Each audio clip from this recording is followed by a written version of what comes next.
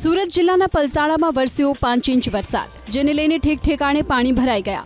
તો બારડોલી અને ચોર્યાસીમાં 3 ઇંચ વરસાદ ખાબક્યો. સુરત શહેર અને કામરેજમાં પણ 2.5 ઇંચ વરસાદ વરસ્યો.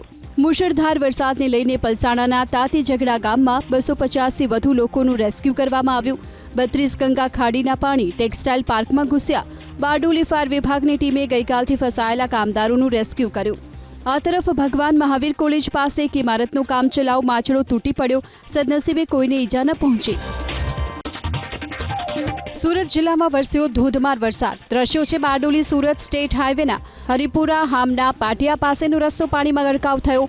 કડોદરાથી સુરત શહેર તરફ જતા મુખ્ય માર્ગ પર પાણી ભરાતા વાહન ચાલકોને હાલાકી. મુશળધાર વરસાદને લઈને સુરત જિલ્લાના માંડવી તાલુકાનું મુંજલાવ ગામ સંપર્ક વિહોણું બન્યું. ગામની બંને તરફ આવેલી ખાડી ઉભરાઈ.